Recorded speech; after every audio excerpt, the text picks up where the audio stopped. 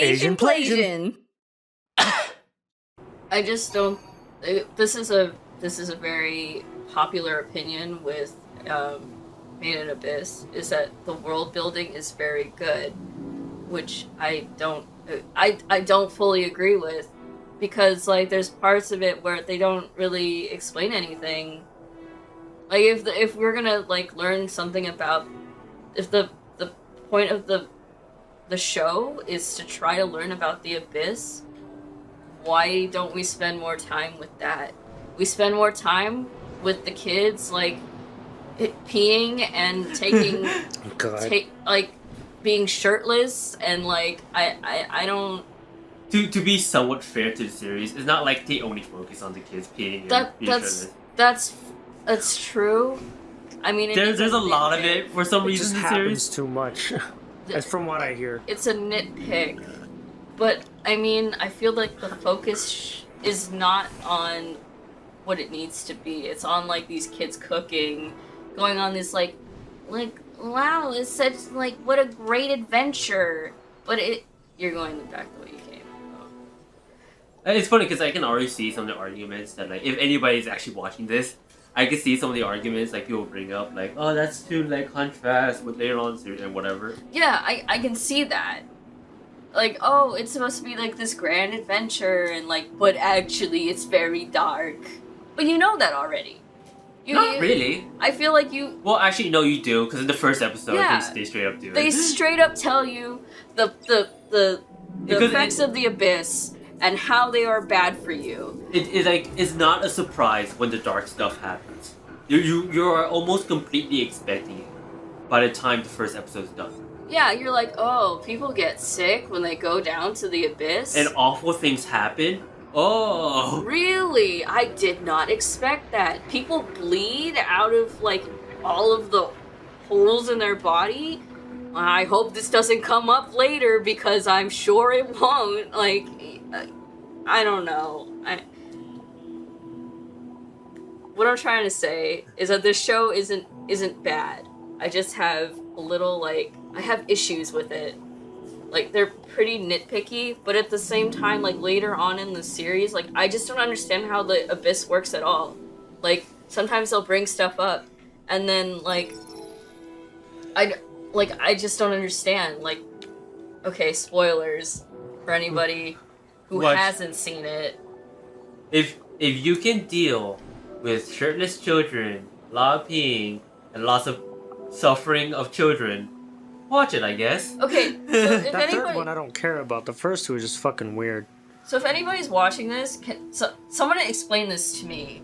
Like, I don't understand how the Abyss works. So later on in the series, Nanachi brings out this clock. It's a relic, by the way. It's to demonstrate, like... Did you rewatch it? It is a relic. Oh, so I was right. It's a third-degree relic or something. Third-rate relic or whatever. But it's to show, like, how the effects of the Abyss like affect your body. So when you go down, it doesn't affect you as much, but it's when you come up that the effects of the Abyss really start to take its toll on your body.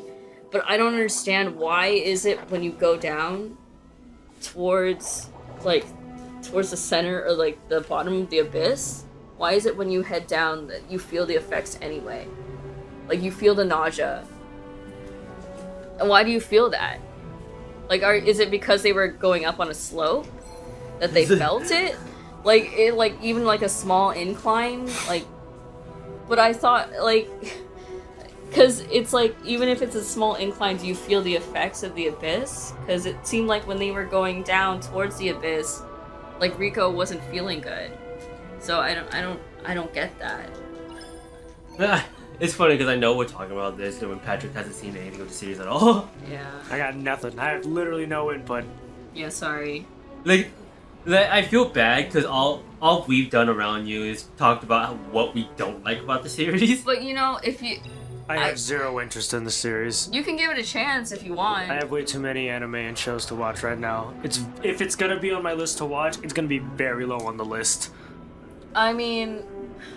Here's the thing, people love this show, and I like the ending of the show, at least of the first season. The last I 4 episodes, I think, are the strongest. They're very strong. I like them a lot. But is it worth sitting through the first 6? I don't know. Because they show like the real like consequences of the abyss and like the moral, like, you know, what was it? Like the struggle of like trying to, I don't know. He's a bad guy. He's bad dad. Bromwyn or whatever his name is. He's bad guy. But he's like trying to like find a way to like, So, I don't know. so Bronwyn is, I guess, the main antagonist of the series. I don't know. Me and Sarah both caught up with the manga, and I'm pretty sure he's the main antagonist, but who knows? It could totally change.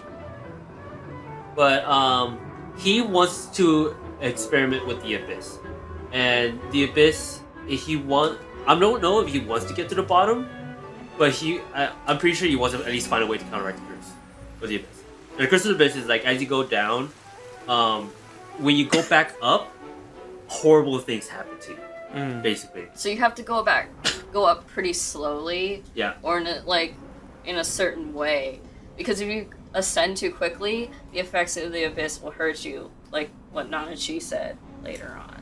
Yeah. She's like, if you force your way through it, then the effects of the abyss will take its toll on your body, like I said before. Yeah, but in a way of Bronwyn trying to figure out the effects of the abyss, the only way he can really test the effects is on humans. So because it only affects humans. It only affects humans. Animals. So he does these experiments on kids, like orphans. Ah. Yeah. So it to a certain extent it brings on the ethics of like human experimentation, because you can definitely argue what he's trying to do will probably save more lives than kill. That's fair. I could see that. If it's successful, I could totally see making an argument for that. Mm-hmm. But because the antagonist, I don't think they're going in that direction. I think straight up they're going to show him as a bad person. Do the ends justify the means? They can. In that sense. But yeah. So it brings on that ethics. It also brings on the ethics of assisted suicide at one point. Which is an interesting topic. This is the Made in Abyss Let's Play. It really is. I mean, well, we can talk about something else. I was just irritated about that. Well, and I want to know what other people think. I mean, you're not gonna find out because no one's watching it. Oh no. Yeah, and like in all honesty, I hope like people respond and I think even angry comments, like I wouldn't mind. That'd be a first. I honestly wouldn't mind, because at least I get some reason why people like it. Because for me, like my problem with the series is the characters aren't that well developed. Like I get why the characters need each other, but I don't get why they like each other. You know what I mean, Sarah? They haven't I know what you mean. And like you're supposed to have established this relationship between these characters, but you don't really. There's no reason why they should care about each other. Like it's not really. You don't like it's establish just any because sort of they're there. camaraderie. Some of the kids, so I guess they get along better and stuff like that. But it's one of those things where like I get why these characters care about each other, but I personally, as a watcher, do not. And I find it weird if I'm the only one who feels that way, because these characters aren't as well developed as I think they could be, or they even should be. Like Riko has no character whatsoever. She's just kind of there to do stuff. Like like she's a wide-eyed adventurer who's hopeful and optimistic and knows stuff about the abyss. But she has like no faults. Like she just likes to like experiment and stuff like that. But like really, she has nothing. No, her fault is like a with lot her. of characters like that, where they're naive. That sounds right. But Yeah. she's not. I guess in a way, like she believes in other people, but She believes her mom is still alive, which she might. She she could might be right. Yeah, which I think is, but whatever. Likely. But I don't know. I guess it's a fault, but there's no real like fault within her character other than like, oh, I didn't know. Like her naivety doesn't have any like direct fault, or like she doesn't suffer because of her naivety. Yeah. No. Well, she sort of once. When? During when she's bleeding off every orifice. Sort of. But that wasn't because she was naive. It's No, because they had no choice. Yeah, She just they made a happened to be mistake. suffering. Yeah. So like that wasn't naivete. I think what's significantly That word. weird, a weird Yeah. relationship for me is why Reg likes Rico so much. That makes almost no sense to me. Because of his wiener. Because he's a boy and he likes girls. And he wants to get his, little wiener going. This is weird. We're talking about kids, guys. I don't know. No, in all I need to hear honesty, this. that relationship is like really weird to me because I do not get why they like each other. This whole show. Why Reg likes Rico? Because Rico They get has so close. has straight up experimented on Reg, and I'm like, why are you comfortable with that? Rico stuck like a stick of his butt. What the fuck? Like, I am 100% convinced that the creator of Made in Abyss is a fucking pedophile. I mean, convinced. somewhat jokingly, somewhat seriously. 100%. Holy shit. What the fuck is this guy on? What the fuck? Well, How can well, you we've write told this shit about kids? Well, we've told you some of this stuff, like sort of out of context and sort of in context sometimes. How So like weird. these kids are like kind of weirdly sexualized, and there's a lot of like I get like kids suffering and all that stuff, but I don't get why. The kid suffering is beside the point. Like, Yeah, but I don't, That's like- not that weird. But it's kind of used as a catalyst to get these kids in these situations. What the fuck? This guy. Anyway, let's Let's talk about something let's else. talk about something else, not Made in Abyss, because we've already talked about that. So much, and we're about to start fights here. Yeah, and I don't want to start no fight with nobody. So That's a lot. Again, no, but again, in all honesty, if you like Made in Abyss and you completely disagree with us, please tell me why.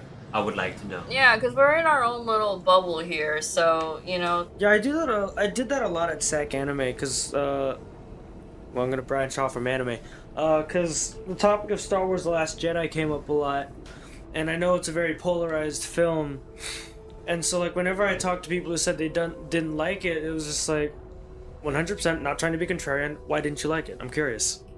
Which is funny, because like, you say you're curious, but we also didn't like the movie that much. I mean, So- I enjoyed it. I enjoyed it more than I enjoyed Force Awakens, and I don't think it's just an outright bad movie, but just so many people online just think it's just The a worst. shit movie. Why the fuck did they make this? They shouldn't have done this. Fuck Ryan Johnson. Fuck Disney. Just like, whoa. Ryan, whatever.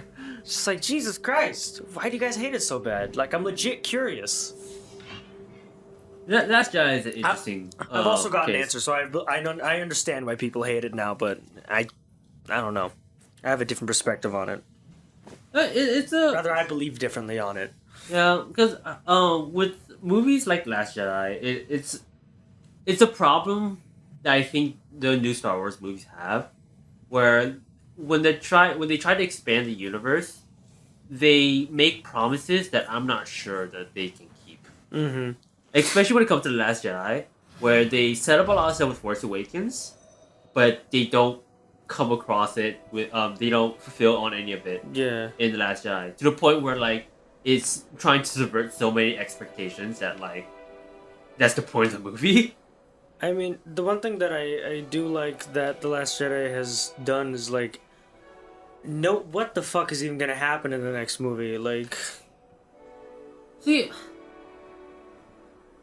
I sort of disagree with you in my own personal view, mm-hmm. because I remember at the end of Force Awakens, I was interested in what comes up next, because they build on all this stuff, right? Mhm. And they bring up all these things, they hint at Rey's heritage and everything like that, and and you can see how the next movie is gonna go, and we can get answers to the questions. While at the end of Last Jedi, sure, I don't know what's gonna happen next, but I have literally no questions.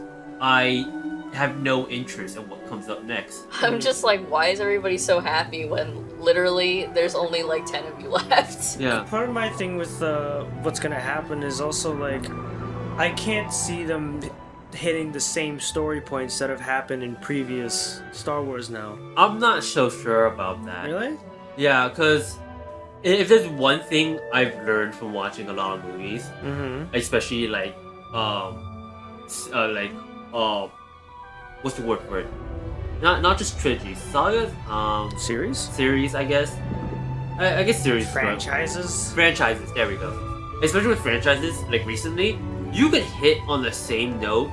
Oh, that kind of thing. You can hit on the same note for several different movies, and there's like almost nothing stopping. Like look at the Marvel movies, for example. Like Alright, for such a diverse group of heroes, I don't get how they all hit the same notes every single time. Alright, fair enough on that. I get your point, but I wouldn't put it off the table that they're gonna hit the same notes. You know what I mean? Yeah. I mean, all we can do is wait and see. Yeah. I'm no psychic. I'm just someone who's way too dedicated to watching movies and anime. I feel that. Well, less on the anime bit, but... I don't know, I just get too emotional with that stuff. So like, it's all about like how I feel and I not... think you mean to say more worked up than emotional, because like, when I think emotional, I feel like you get welled up with emotions. I mean, yes. Jesus! But like, that's true. You're being ping-ponged. Nice. Being ping-ponged.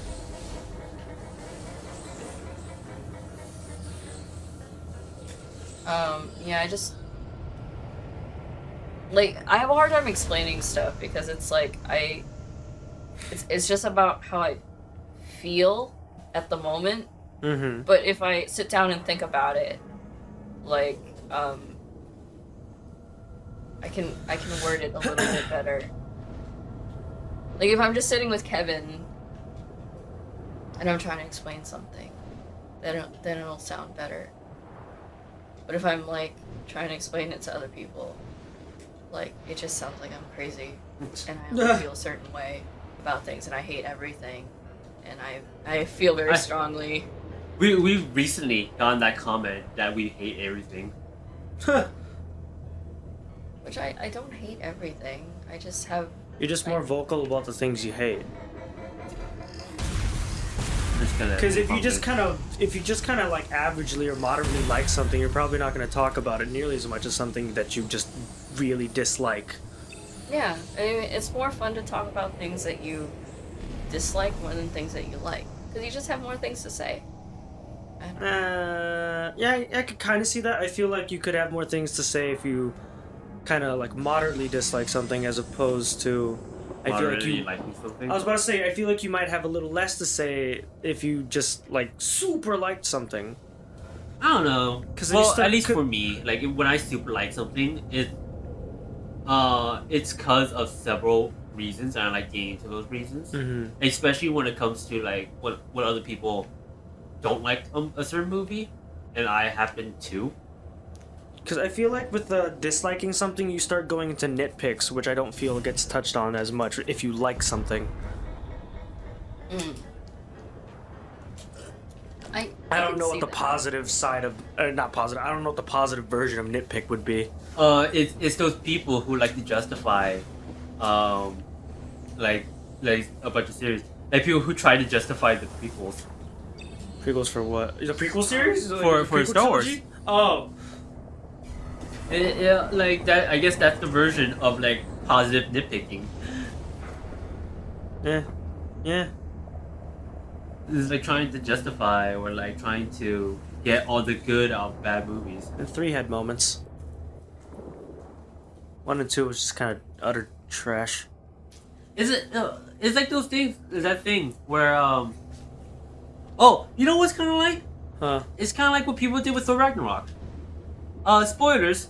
We do not like Thor Ragnarok. Sucks. Oh my god. Why do people like Thor Ragnarok so much? I Oh, dude, I like have. some of the Okay, jokes. I know Justice may watch this. I don't know if he will. I know for a fact Saku will not watch this. I was trying to have. I can never have a conversation with Saku about stuff I don't like, because he starts coming up with. He's a little bit like with Ben, how he tries to come up with like explanations for why things are the way they are, even if he doesn't have to. So like I was saying, like I don't like how much comedy there is in Thor Ragnarok, and it was. Like, what? Like, a movie can't be funny? It's like, no, that's not the point I'm trying to say! Do you like it? I'm assuming And you didn't see it. Wow. Wow. That's an interesting case that he didn't even see it. Right? And he was like, a movie can't be funny. Because I was having that Wow. same complaint with Guardians of the Galaxy 2, where, like, I thought there was too much comedy. Like, it has a good amount of comedy that I was okay with, but there was also a lot where it's just like, stop it. Just, this is not the time for a joke. Like, one of the lines specifically is, like, when Star-Lord is talking to Ego, and he says, you shouldn't have killed my mom and crushed my Walkman. And it's like, Is that that's really, not funny, dude. Is that really comparable? Like, my Walkman was just as important Well, as yeah, my mom. it was, because... It was his only memory of her. Yeah, exactly. Yeah, but that's like a weird thing to say, though. The main problem I have with that line is that it sounds like a joke because he said, no, I think he's like it's smushed or something like that. It wasn't a serious word that he used effectively. The problem with it was framed as a joke. Yeah, exactly. He could have said like, and destroyed my Walkman or something, and it would have been just as poignant without the joke. But they use a word that sounds like a joke, and it's like, now is not the time for a joke. And he like, Saku comes in saying like, it's like, but it fits his character. That's not the point. Just The point is that situation shouldn't have. It should have pulled at your heartstrings, made you feel like fuck Ego, let's kill him because he killed your mom and he destroyed your last memory of her. So Like- let's end him. You know, like I feel like that line could have fit in there somewhere. And, like I have Yeah, this. somewhere else. No, but I have this for like a lot of the Marvel movies, where the comedy, like even if like I think it's funny, it doesn't fit the movie that well. And I think the problem is like how a lot of it is framed or how a lot of it is placed. I agree. Like with Thor Ragnarok, the problem with Thor Ragnarok is all the comedy cuts the tension of that movie completely. Yeah, seriously though. Every single part of that movie has The- no tension of it because of the comedy. The entire movie is just a running joke. Yeah, and we cannot take any part of the movie seriously, especially when it's a movie about the destruction of Asgard and Odin's death. Right? Like, we shouldn't have a comedy about this. But my thing with Guardians of the Galaxy, like for that example specifically, I think that line could have fit in there somewhere if you frame it differently. Like if you frame it as like, if you explicitly mention that like it's his only memory of his mom. Yeah. Like, cause I was thinking, like just now, I guess, where that line could fit. Like you could have it at the very end of the fight with his dad. I guess. Oh yeah, it's like I forgot to mention spoilers for Thor for Guardians of the Galaxy 2. So you mean like just before the final blow or something? Yeah, just for the Yeah. not even for the final blow. When he's holding him back, when Ego knows that Groot planted the bomb and he's trying to crawl towards the thing, and he's like, "No, we have to stop it. We can be immortal." And you could have Star-Lord say something like, "You shouldn't have crushed my Walkman. You shouldn't have taken away my mom." Or something like that. Yeah. It could have worked Like, there, yeah. you shouldn't have taken away my only memory of her, or something like that. Like there's some jokes that like they did kind of work because there's like how early on he mentions making a giant Pac-Man, and when they're about to clash, he makes a giant Yeah, fucking for- Pac-Man. I was like, oh shit, he did it. like some part of that movie fits. It's one of those things. Like I like, the reason why I like Guardians of the Galaxy 1 so much is because the action and the comedy fits really well together in that movie, as opposed to Guardians of the Galaxy 2. Yeah, because like in one, the stakes weren't colossally high until they learned that Rodan's gonna destroy the Xandar, but like before then, like the stakes are pretty low and the action is just fun, Yeah. and so the comedy works its way in really easy. It's just like, it's because like with all the Marvel movies nowadays, like they're sprinkling jokes when the stakes are pretty high. It's like this is.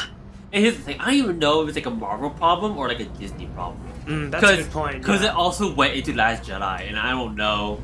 That's a good point. Yeah. Yeah. We'll see with Black Panther. That's coming out soon. I don't know if I'm gonna watch that honestly. Well, I'm definitely gonna watch it because I've just watched. Obligation. Yeah, it's literally obligation at this point. I've seen every Marvel movie thus far. I'm gonna keep it up.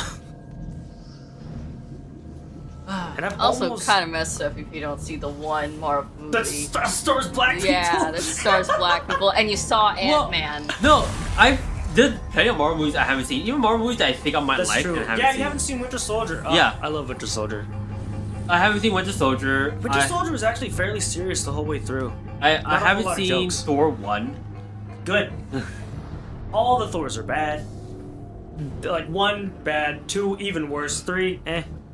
I'm just saying, like, that looks kind of not so good. I don't know, but here's the thing: if it's a bad movie, Wait, which one? Black Panther. Oh. Like, I'll go see it if it's good. Like, Yeah. I'll support Like it. if it's a but bad movie and like it's not all. I'm just I don't prepared know. for everyone to love just it, try even to if go it is over it. bad. Yeah. It's Like, what, because what if it's typically bad- happens at this point. Yeah, because if it's bad and like, and it's like completely not worth seeing, then I'm just not gonna see it. I don't care if like supporting black actors or anything, because if it is supporting black actors, it should be a better movie. They deserve a better movie. If they get an Asian-led one, fucking, which is never gonna happen, but if it does happen, I will see it on obligation, because Asians are heavily underrepresented. I don't know how I feel about seeing movies about obligation. Because, like, as an Asian actor, I feel obligated.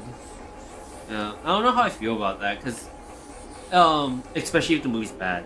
If the movie's mediocre, sure, I'll watch it. But like, let's say like it's a Asian starring movie, like once, Ugh. like it's like a full As Asian long as cast. it doesn't offend Asians. And it doesn't even fit in, like, it doesn't respectfully, but it's like a really bad movie. I'm not gonna watch it. They deserve better than that. Like, I get, It's just not gonna happen if you don't support it financially. yeah, that I get is all about, like, supporting it so they get other movies like that. Yeah. But I think that's really sending the wrong message. It's just like impossible, like, as a consumer, it's impossible to have control over it. Because literally all you can do is like, oh, it's a good movie, does it star an Asian? I guess I gotta throw my money at it. 'Cause I think that's the worst part, when it's like, it's a bad movie, but it's like, it's touching new ground, because it's bad, it's never not gonna gonna happen again. Yeah, it's not gonna happen again. Because studio will see that, oh, that went badly. Let's never take that chance again. It's like a catch-22. Yeah. Yeah. Yeah. Oh. How far am I into this game? I don't remember. This is about as far as I got. Yeah, I remember watching you play this part. Watch, we're only like 10% through the game. I believe it. There's lots of exploration in the game. Like, I totally believe it. And I literally went to like the eye of like these mines thing, so I wouldn't be surprised if like there's not that much or like there's a lot left. Okay, you're most definitely a robot. Damn. You can literally see through you right now. No, still human, you know. You can't see yourself, Patrick? You're a cyborg. Oh no, a shork. Not doing too hot. I don't know. I love movies. I love watching like really creative and movies, especially movies that like touch new ground or have like really good themes about it. Yeah. But I gotta branch out. Like I don't watch a whole lot of movies that aren't musicals, that aren't comic book movies, or aren't dog movies. It's very rare for me to see something that's not one of those three. And there was I think it was in 2016, Hacksaw Ridge, that I think that a lot of people really liked.